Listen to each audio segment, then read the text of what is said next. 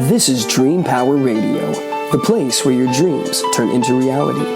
Here is your host, Debbie Spector-Weissman. Hello, hello, hello, and welcome to Dream Power Radio on the amazing Women and Men of Power Network, the world's leading positive programming network, powered by Raven International. I'm your host, Debbie Spector-Weissman, the Dream Coach.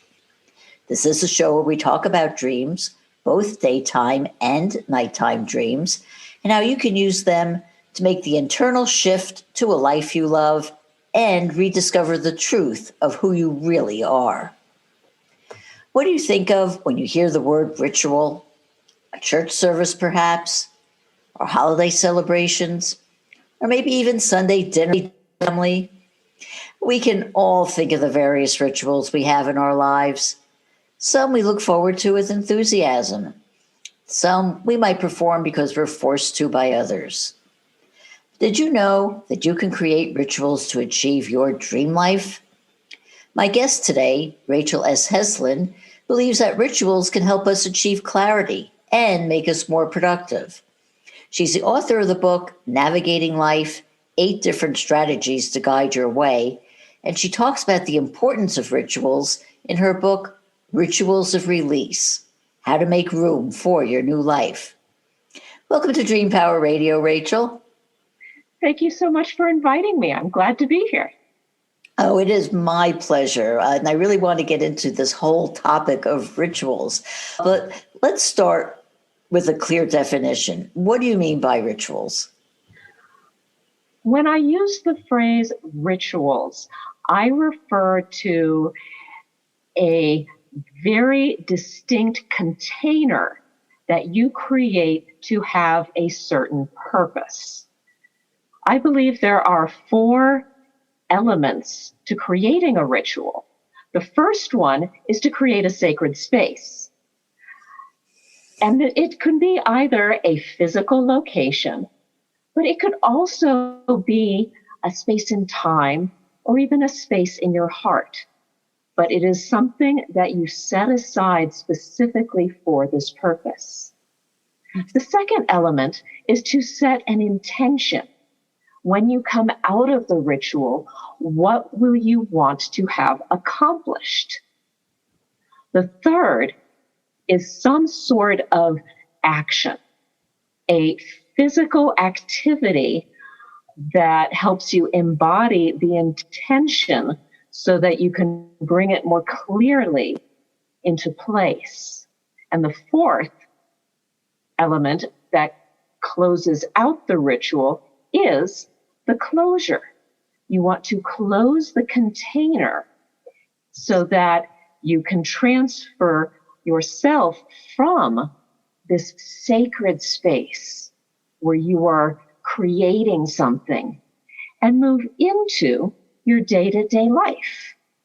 And having this block of time, space, intention, and action can bring that additional clarity and focus so that as you move into your new life, you can do more things because part of you will have shifted because of the ritual. So let's go into a bit more detail about how doing a ritual can help you improve your life. The biggest part is getting rid of all of the stuff around you, even for that temporary time. We are bombarded by so much information, so many things that we need to do, so many ideas, constantly being pulled in all of these directions. By creating that container, you can give yourself permission to let go of everything else so you can focus and truly embody and become connected with what's inside you, what's actually going on, so that you can listen, so that you can feel, so that you can experience outside of all of the chaos on a deeper level so that it has a greater impact. Okay, so let's dive deeper into the elements of a ritual. So you say the first one is having a sacred space. Is this space something that is totally dedicated to one ritual, or can you use it for many rituals? It depends on the person and the purpose. Several people find it useful to create a physical space that contains physical objects that help trigger their connection with something larger than themselves, with timelessness, with something sacred. And having that place helps activate who they need to be in that moment to perform any number of different types of rituals. At the same time, it's also possible to have different spaces for different types of things. I have mentioned that, or actually you had mentioned about how rituals can help you be more productive and more successful. You can turn your office space into a sacred space by closing off the outside influences and saying, this is my space, this is my time. You can set aside a certain block of time for rituals. And then you have a time container in which all you focus on is what you're doing in that moment. Mm-hmm. So it can shift depending on your, like I said, the person and the purpose. Mm. Well, I know that a lot of times when we start to, create a new habit or a ritual, like you say, it's easy to get distracted. Something can trigger you and you're off and you're just out of it. So how do you keep yourself focused to keep this ritual and have it become something that is a important part of your life? Practice.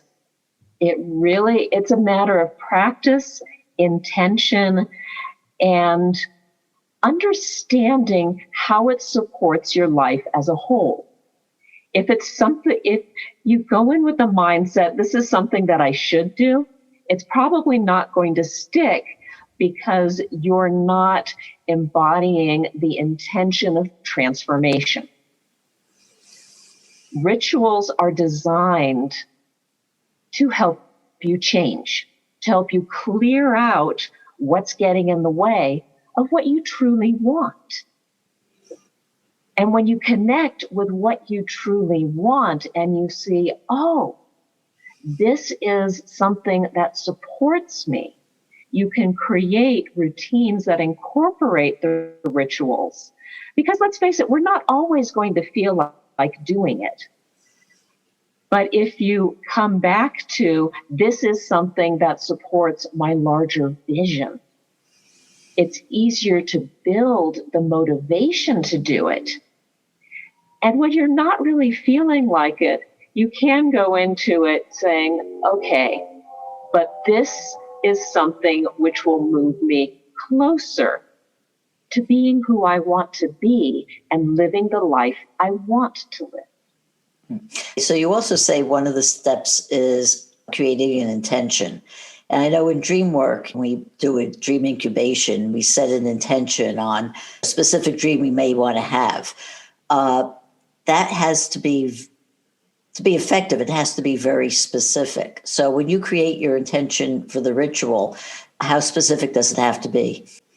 Sometimes when you're seeking something like clarity, you may not know the results. Sometimes the intention is simply to develop the habit of having intentions. Having said that, I do agree that the stronger and more precise an intention you have, the more effective the ritual will be, because it activates certain aspects of your reticular activating system and the subconscious to say, this is the journey we want to go on. This is how we want to come out on the other side. And when you have that intention, that opens up possibilities for what the ritual itself might require in order to manifest that intention. So yes, it is helpful to know what it is you want. But I don't think that not knowing what you want should stop you from the attempt. So let's say, for instance, you just have this feeling like I'm not feeling good about myself and I want to feel more confident. Could that be created into a ritual? Yes, my basic premise is love conquers all. So if I'm in one of my places where I'm just not feeling confident, the way I would go into a ritual is an intention of sending myself love, where, just to give an example, I will set aside a time to write a letter to those parts of myself that are feeling insecure, and just let them know that they are loved, they are lovable, they are not alone, and it's okay. And that can be a ritual in and of itself of setting aside that space, having the intention to feel more confident and better about myself, writing out that letter to myself, and then setting aside the letter, and then closing out with gratitude and breathing before moving back into the outside world. Okay, I think in your example, you also mentioned what I guess would be the third step, which is the action. Yes. That you'd have to take. So in that example, writing the letter would be the action. So can you give me another example of something where you'd be taking action on a ritual? Physical movement. I find this in grief work a lot.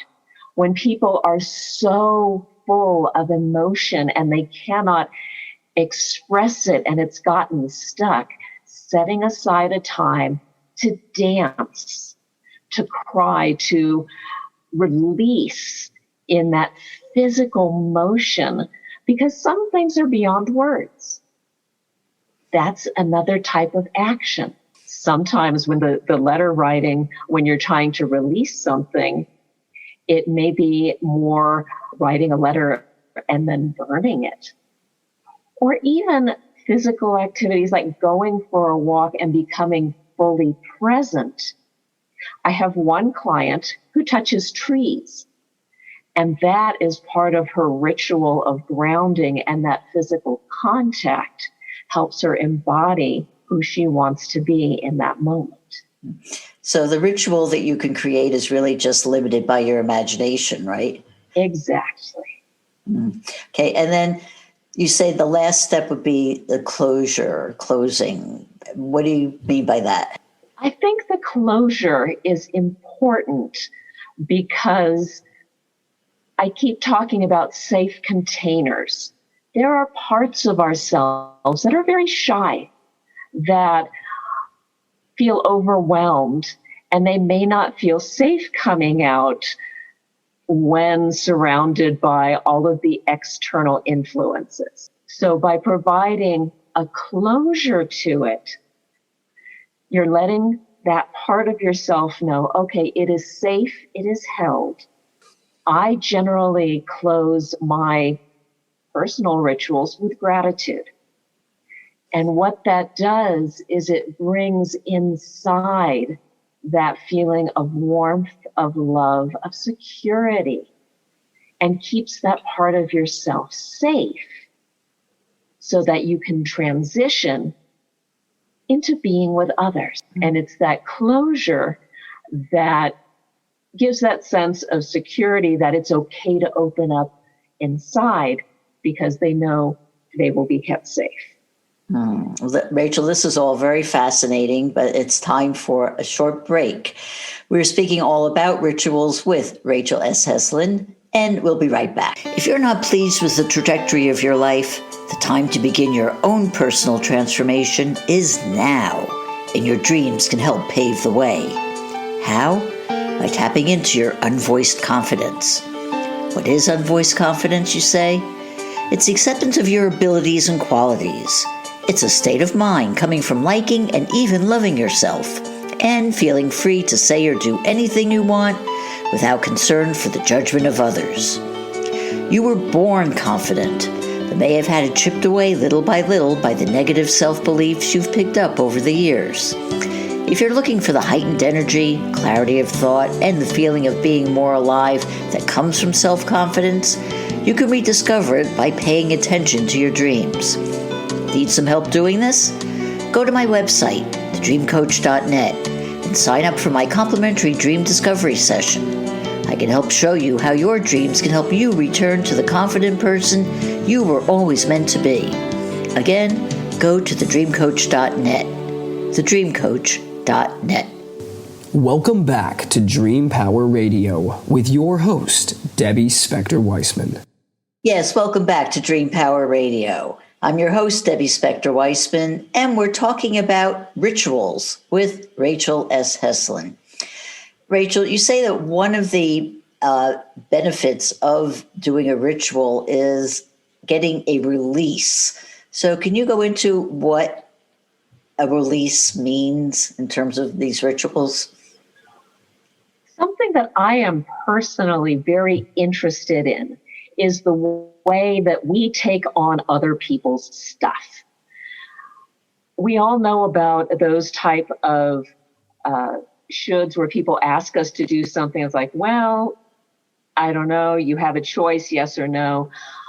But we also have to be careful about the things that we take on without knowing it, which are what I call hidden shoulds, values, goals, things that aren't really ours.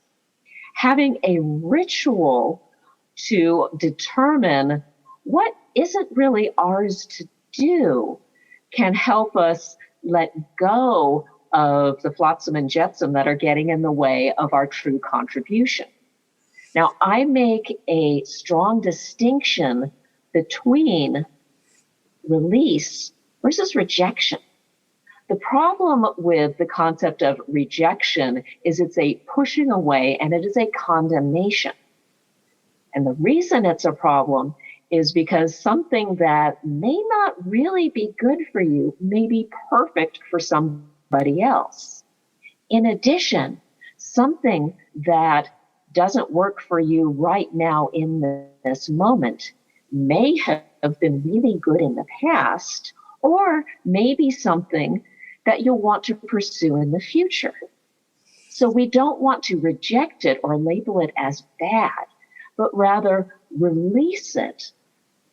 Let go of it from our present moment so that we can be more clearly focused on what is before us right now. Okay, and you also talk about rituals being good for eliminating what you call other people's goals. I mean, you went into this a little bit, but can you explain more about how the rituals do help get that kind of release? What they can do is help you identify your inner voice. We constantly, many people constantly have this kind of observer in the back checking, am I doing what I'm supposed to be doing? Is this right? And you've got the head voice and you've got the heart voice.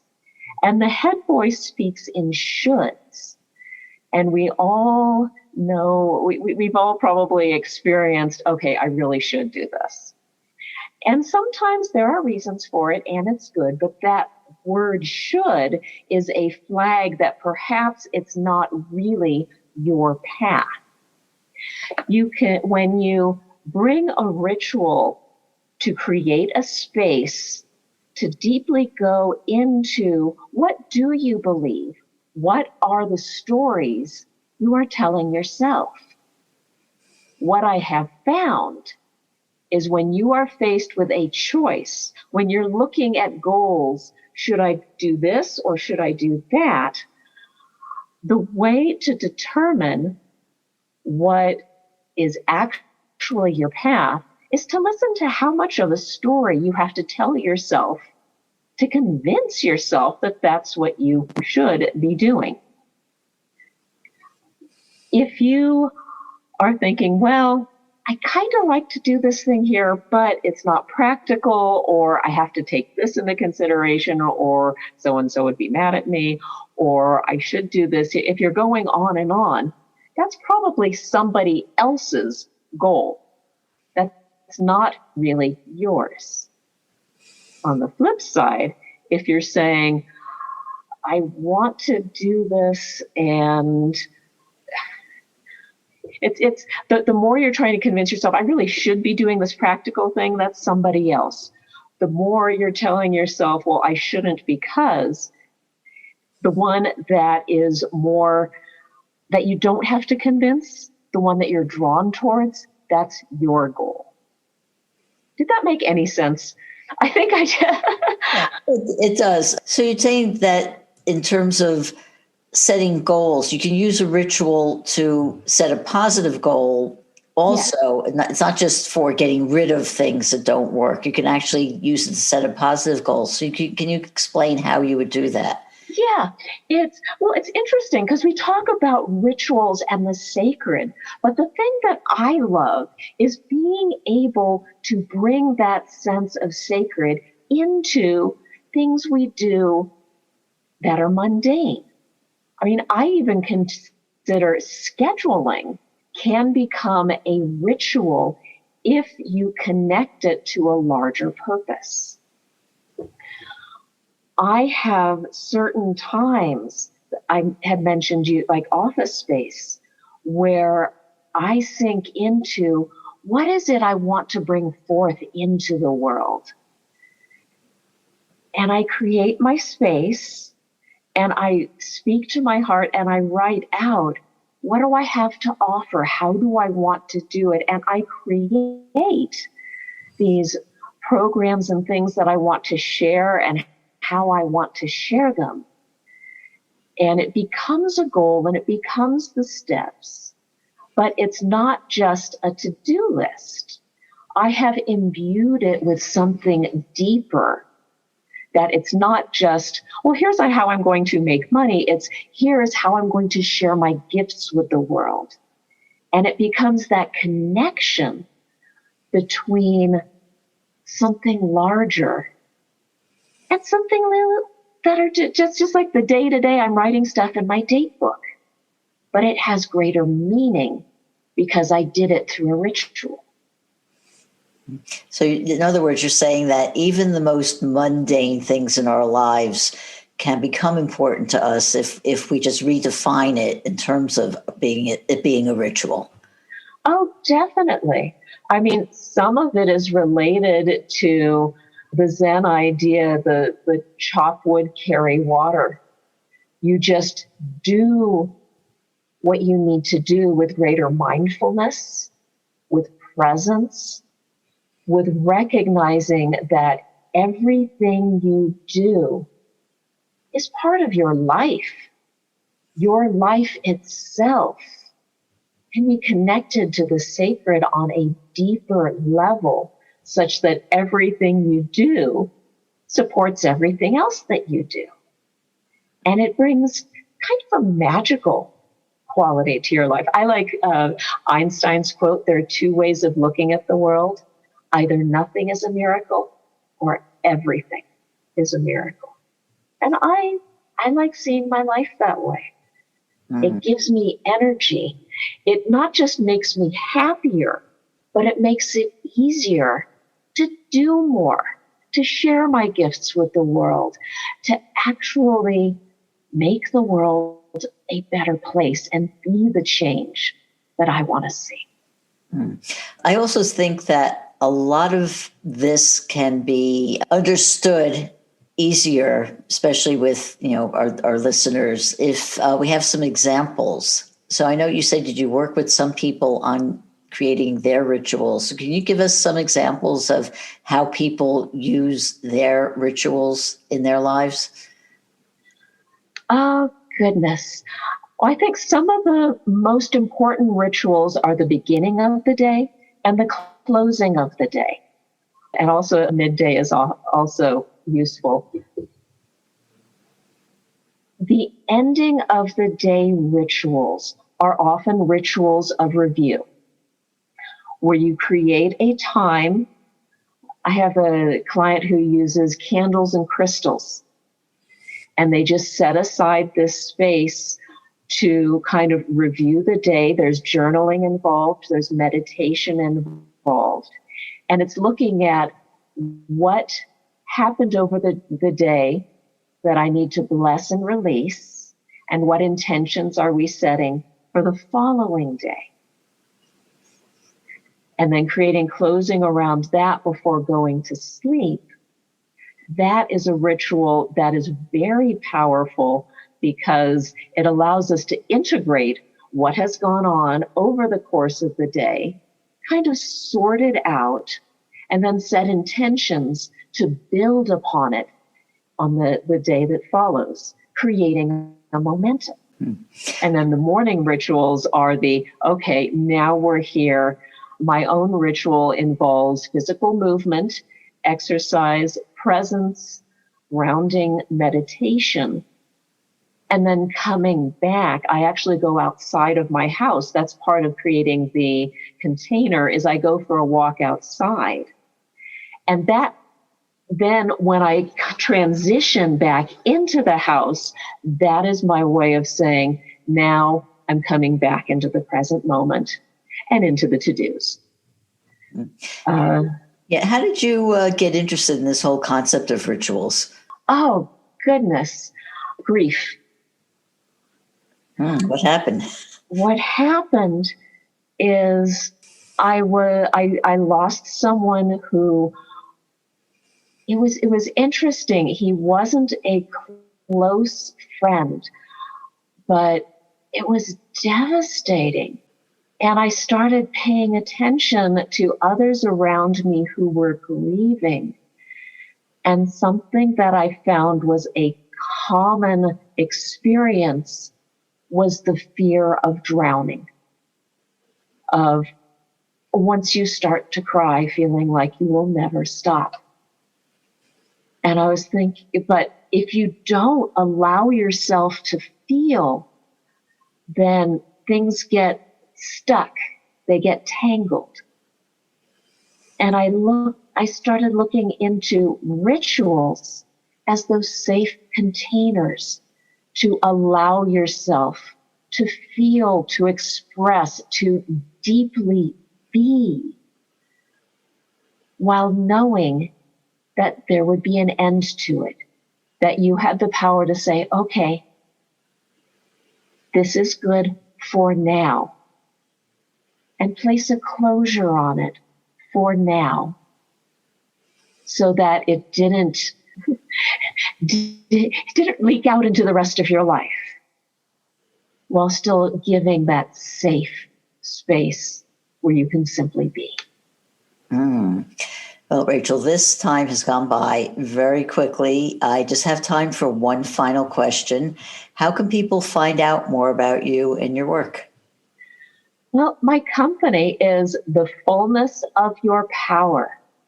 I love helping people embrace their true selves so that they can live happier, more successful, and more deeply fulfilling lives. My website has several resources. It's thefullnessofyourpower.com, and you can reach me through there. And I'd love to hear from you. Well, thank you so much, Rachel, for being on Dream Power Radio today. We've been speaking with Rachel S. Heslin. I hope you've enjoyed today's program. If you have, please tell all your friends, subscribe, and drop a positive review on your podcast site. Until next time, this is Debbie Spector-Weissman saying, sweet dreams, everybody. You've been listening to Dream Power Radio with your host, Debbie Spector-Weissman. For more information on Debbie or to sign up for her newsletter, go to dreampowerradio.com. This has been Dream Power Radio on the amazing Women and Men of Power Network, the world's leading positive programming network, powered by Raven International.